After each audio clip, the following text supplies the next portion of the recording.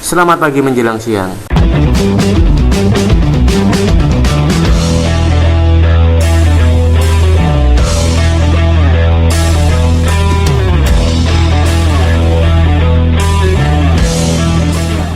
Pada video sebelumnya sudah saya sampaikan sistem gerak pada manusia. Pada video kali ini saya akan menyampaikan sistem gerak pada hewan dan tumbuhan. Untuk itu silahkan kalian simak materi berikut ini. Sistem gerak pada hewan, silahkan perhatikan gambar berikut. Salah satu sifat makhluk hidup adalah bergerak. Hewan bergerak dengan berbagai macam cara. Misalnya ada hewan yang berjalan, berlari, terbang, berenang, merayap, dan lain sebagainya. Coba kamu perhatikan gerak hewan darat dan gerak hewan yang hidup di air. Apakah sama atau berbeda? Hewan darat bergerak menggunakan otot dan rangkanya, terutama kaki. Sedangkan ikan bergerak menggunakan sirip. Dan burung terbang dengan menggunakan sayap. Yang pertama, gerak hewan dalam air. Perlu kalian ketahui, air memiliki kerapatan yang lebih besar dibandingkan dengan udara, sehingga hewan lebih sulit bergerak di air daripada di udara. Selain itu, air memiliki gaya angkat yang lebih besar dibandingkan dengan udara, dan tubuh hewan yang hidup di air memiliki massa jenis yang lebih kecil daripada lingkungannya. Nah, kedua hal tersebut mengakibatkan hewan yang hidup di air dapat melayang-layang di dalam air dengan mengeluarkan sedikit energi karena adanya gaya angkat oleh air. Salah satu bentuk tubuh yang paling banyak dimiliki oleh hewan air adalah bentuk torpedo atau streamline. Bentuk tubuh ini memungkinkan tubuh meliuk dari sisi ke sisi dan mengurangi hambatan ketika bergerak di dalam air. Tubuh ikan dilengkapi otot dan tulang belakang yang fleksibel untuk mendorong ekor dan sirip ikan di dalam air. Selain itu, ikan juga memiliki sirip tambahan yang berfungsi untuk menjaga keseimbangan. Untuk mengatur gerakan naik turun, ikan memiliki gelembung renang yang dapat mengeluarkan gas, biasanya berupa oksigen. Sebagian besar ikan menggunakan gerakan lateral pada tubuh dan sirip ekornya untuk menghasilkan gaya dorong ke depan. Ada juga yang bergerak menggunakan sirip pasangan dan sirip tengahnya. Ikan yang bergerak dengan sirip pasangan dan sirip tengah cocok untuk hidup di terumbu karang. Yang berikutnya, gerak hewan di udara. Pernahkah kamu melihat burung yang sedang terbang bebas di udara? Bagaimana burung tersebut dapat terbang dengan stabil di udara? Apa yang memengaruhi gerakan burung tersebut? Lalu, bagaimana cara burung dapat terbang dan melawan gravitasi bumi? Perlu kalian ketahui, gravitasi adalah masalah utama yang dihadapi oleh hewan-hewan yang terbang di udara. Tubuh hewan-hewan tersebut harus memiliki gaya angkat yang besar untuk mengimbangi gaya gravitasi, karena tidak mungkin tubuh hewan memiliki massa jenis yang mendekati massa jenis udara. Salah satu upaya untuk memperbesar gaya angkat adalah dengan menggunakan sayap. Sayap burung tersusun atas kerangka yang kuat dan ringan, serta otot yang kuat. Sayap burung memiliki bentuk melengkung sehingga udara yang mengalir pada bagian atas sayap lebih cepat daripada bagian bawahnya. Hal ini akan menghasilkan gaya angkat dan gaya dorong yang efektif untuk pergerakan burung. Struktur sayap yang demikian disebut airfoil. Saat sayap dikepakkan, sayap memberikan gaya aksi terhadap udara di bawah sayap, sehingga udara akan mengalir ke bawah. Sesuai dengan hukum ketiga Newton, ketika benda pertama memberikan gaya F aksi pada benda kedua, maka benda kedua akan memberikan gaya F reaksi pada benda pertama. Hal inilah yang membuat burung dapat terangkat ke atas. Yang berikutnya, gerak hewan di darat. Hewan yang hidup di darat memiliki otot dan tulang yang kuat. Hal tersebut diperlukan untuk mengatasi inersia. Inersia di sini yang dimaksud adalah kecenderungan tubuh untuk diam. dan untuk menyimpan energi pegas. Energi pegas di sini yaitu elastisitas untuk melakukan berbagai aktivitas. Bayangkan bagaimana bila kita berjalan. Seseorang mulai berjalan dengan menginjak lantai dengan kakinya. Lantai kemudian memberikan gaya balik yang sama dan berlawanan arah pada orang tersebut. Dan gaya inilah yang menggerakkan orang tersebut ke depan. Selain itu, gajah dan kerbau memiliki massa tubuh yang sangat besar. Akibatnya untuk bergerak, gajah dan kerbau harus melawan inersia yang nilainya juga sangat besar. Namun perbedaan struktur tulang serta kekuatan otot gajah dan kerbau membuat gajah mampu melakukan gerakan yang lebih lincah daripada kerbau. Lain halnya dengan kuda, harimau, dan kijang. Ketiga hewan tersebut memiliki struktur rangka dan otot yang sangat kuat. Kijang dan harimau memiliki bentuk kaki yang ramping sehingga kijang dan harimau mampu menyimpan elastisitas yang tinggi. Hal tersebut mengakibatkan pada saat berlari, kijang dan harimau lebih banyak melompat ke udara dan meluncur di udara. Gaya gesek udara yang jauh lebih kecil daripada gaya gesek permukaan tanah membuat kijang dapat berlari dengan kecepatan yang lebih tinggi daripada kuda. Itu tadi sistem gerak pada hewan. Untuk selanjutnya saya akan menyampaikan sistem gerak pada tumbuhan. Menurutmu, apakah tumbuhan juga bergerak? Jika iya, bagaimana gerakan pada tumbuhan? Dan bagian apa saja dari tumbuhan yang dapat bergerak? Silahkan kalian perhatikan gambar berikut. Pernahkah kamu menyentuh daun putri malu? Apa yang terjadi jika daunnya kalian sentuh? Sistem gerak pada tumbuhan yang pertama, gerak endonom. Jika kamu mengamati daun tumbuhan Hydrelia verticillata, kamu akan melihat struktur seperti dinding tembok yang di dalamnya terdapat butiran bulat berwarna hijau. Kalian dapat melihat seperti pada gambar berikut. Struktur seperti tembok tersebut merupakan sel daun. Di dalam sel daun terdapat cairan yang disebut sitoplasma. Dalam sitoplasma terdapat butiran bulat berwarna hijau yang disebut kloroplas.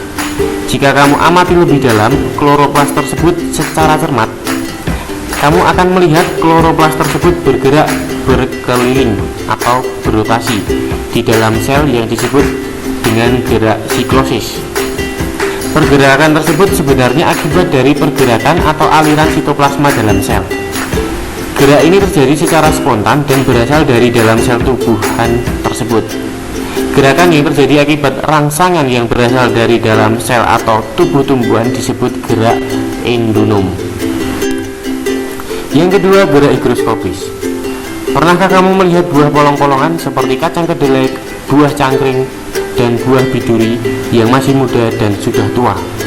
Apabila kamu melihat buah polong-polongan yang sudah tua, kamu akan melihat buah polong-polongan dapat membuka sendiri. Pertanyaannya, bagaimana buah polong-polongan tersebut dapat membuka?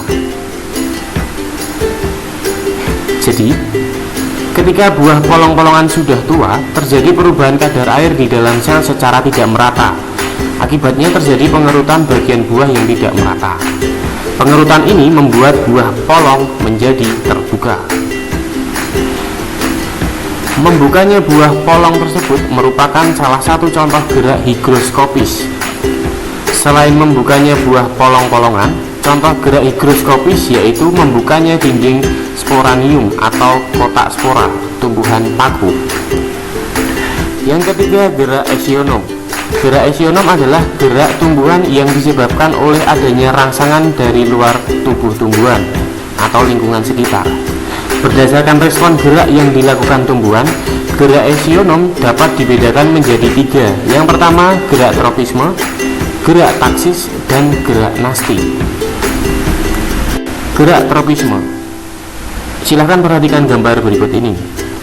Ke arah manakah pertumbuhan ujung batang tumbuhan pada gambar tersebut? Apakah bergerak menuju jendela atau arah datangnya cahaya, ataukah bergerak menjauhi cahaya? Tumbuhan tidak dapat berpindah tempat seperti halnya hewan atau manusia. Melalui gambar berikut, kamu dapat mengetahui bahwa setiap ujung batang tumbuhan akan tumbuh menuju arah datangnya cahaya. Berbeda halnya dengan arah gerak pertumbuhan akar. Akar tumbuhan akan bergerak tumbuh menjauhi arah datangnya cahaya dan akan cenderung bergerak tumbuh menuju pusat bumi. Kedua gejala tersebut menunjukkan bahwa ada gerak tumbuhan yang arah pergerakannya dipengaruhi oleh arah datangnya rangsang. Gerak tumbuhan yang arah geraknya dipengaruhi oleh arah datangnya rangsang dari luar disebut gerak tropisme. Arah gerak tumbuhan yang mendekati arah datangnya rangsang disebut gerak tropisme positif. Tetapi jika arah gerak tumbuhan menjauhi rangsang disebut gerak tropisme negatif. Gerak fototropisme. Perhatikan kembali gambar berikut. Ujung batang tumbuhan mengalami pertumbuhan ke arah cahaya. Gejala yang tampak pada gambar tersebut menunjukkan pengaruh rangsang cahaya terhadap arah tumbuh batang tumbuhan. Jenis gerak tropisme yang dipengaruhi oleh rangsangan cahaya disebut dengan gerak fototropisme atau heliotropisme. Tumbuhan yang arah tumbuhnya mendekati sumber cahaya disebut fototropisme positif, sedangkan yang menjauhi cahaya disebut fototropisme negatif. Yang berikutnya gerak geotropisme. Silahkan perhatikan gambar berikut. Melalui gambar tersebut terlihat bahwa akar jagung tumbuh menuju arah bawah atau menuju ke pusat bumi, sedangkan batangnya menuju ke atas. Setelah jagung diletakkan pada posisi miring, batang menjadi membengkok sedikit dan tumbuh kembali menuju ke atas, sedangkan akarnya juga membengkok kemudian menuju ke pusat bumi. Arah gerak akar dan batang jagung tersebut terjadi karena pengaruh gravitasi bumi. Gerak akar dan batang yang demikian disebut dengan geotropisme atau gravitropisme. Selanjutnya gerak hidrotropisme. Selain tumbuh menuju pusat bumi, gerak pertumbuhan akar juga dipengaruhi oleh sumber air. Pertumbuhan akar menuju sumber air disebut dengan gerak hidrotropisme. Selanjutnya gerak tikmotropisme. Beberapa tumbuhan seperti mentimun, kacang panjang, labu, anggur, dan markisa memiliki organ tambahan yang disebut dengan sulur. Pada gambar tersebut terlihat sulur yang melilit pada suatu batang. Tentu ada rangsangan yang memengaruhi gerak sulur tersebut, yaitu sentuhan. Gerak melilitnya sulur tumbuhan pada tempat rambatannya merupakan contoh gerak tikmotropisme. Yang selanjutnya gerak kemotropisme. Tumbuhan dapat melangsungkan kehidupannya karena Tuhan Yang Maha Kuasa memberikan kemampuan untuk bereproduksi. Reproduksi tumbuhan melibatkan proses penyerbukan, yaitu peristiwa jatuhnya serbuk sari di kepala putik. Di kepala putik, serbuk sari akan berkecambah dan membentuk bulu serbuk yang akan membawa gamet jantan atau spermatozoid menuju gamet betina atau sel telur. Perhatikan gambar tersebut. Gerakan bulu serbuk menuju sel telur dipengaruhi oleh zat gula atau zat kimia yang dikeluarkan oleh bakal buah. Gerak tropisme yang dipengaruhi oleh zat kimia disebut dengan kemotropisme. Itu tadi gerak tumbuhan yang arah geraknya dipengaruhi oleh arah datangnya rangsang dari luar atau gerak tropisme. Selanjutnya saya akan menyampaikan gerak taksis. Gerak taksis adalah gerak pindah tempat seluruh bagian tumbuhan yang arahnya dipengaruhi oleh sumber rangsangan. Silahkan perhatikan gambar berikut. Gerak taksis biasanya dilakukan oleh organisme bersel satu, misalnya pada Euglena viridis. Euglena viridis merupakan organisme yang dapat dikelompokkan ke dalam algae atau protista mirip tumbuhan karena memiliki klorofil dan mampu melakukan fotosintesis. Dalam hidupnya, organisme tersebut membutuhkan cahaya. Oleh karena itu, Euglena viridis akan bergerak mendekati sumber cahaya. Namun, jika intensitas cahaya terlalu tinggi, maka akan berusaha menghindar. Kemampuan berpindahnya Euglena viridis disebabkan karena organisme tersebut memiliki alat gerak berupa flagela dan reseptor cahaya. Pergerakan Euglena viridis ini disebut dengan gerak fototaksis. Contoh gerak taksis lainnya adalah gerakan spermatozoa, tumbuhan lumut dan paku.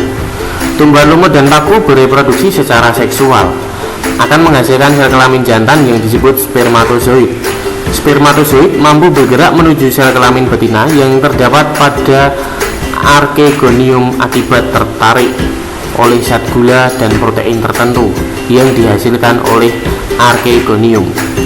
Pergerakan spermatozoid tersebut merupakan contoh gerak kemotaksis. Gerak kemotaksis adalah gerak taksis tumbuhan yang dipengaruhi oleh rangsangan berupa zat kimia. Setelah gerak tropisme dan gerak taksis, yang ketiga adalah gerak nasti. Pada bagian awal pembahasan mengenai gerak pada tumbuhan, kamu telah melakukan percobaan dengan memberikan sentuhan pada tumbuhan putri malu. Jika kalian perhatikan, dari manapun arah datangnya sentuhan, arah gerakan yang dilakukan daun putri malu selalu tetap, yaitu menutup dengan arah yang sama. Artinya, gerakan yang dilakukan oleh tumbuhan tidak dipengaruhi oleh arah datangnya rangsang. Gerak tumbuhan yang demikian disebut dengan gerak nasti. Gerak nasti yang pertama adalah gerak seismonasti. Gerak seismonasti adalah gerak nasti tumbuhan yang dipengaruhi oleh getaran atau sentuhan. Yang kedua adalah gerak niktinasti. Apakah kamu pernah mengamati daun tumbuhan lamtoro? Tahukah kamu bahwa saat malam hari, daun tumbuhan lamtoro akan menutup dan akan membuka saat siang hari?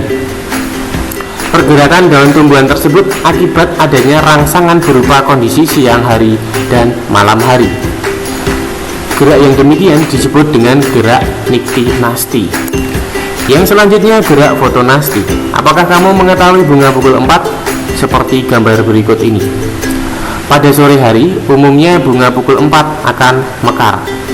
Mekarnya bunga pukul 4 disebabkan oleh adanya rangsangan cahaya sore hari. Gerak membukanya bunga pukul 4 disebut dengan gerak fotonasti. Jadi, fotonasti adalah gerak nasti pada tumbuhan yang disebabkan adanya rangsangan berupa cahaya. Yang keempat, gerak termonasti. Bunga yang hidup di daerah yang memiliki 4 musim seperti bunga tulip yang banyak ditanam di benua Eropa hanya dapat mekar di musim semi. Tahukah kamu mengapa demikian? Mekarnya bunga di musim semi disebabkan oleh suhu udara. Gerak mekarnya bunga tulip pada musim semi disebut dengan gerak termonasti. Jadi gerak termonasti adalah gerak nasti tumbuhan yang dipengaruhi oleh rangsangan yang berupa suhu.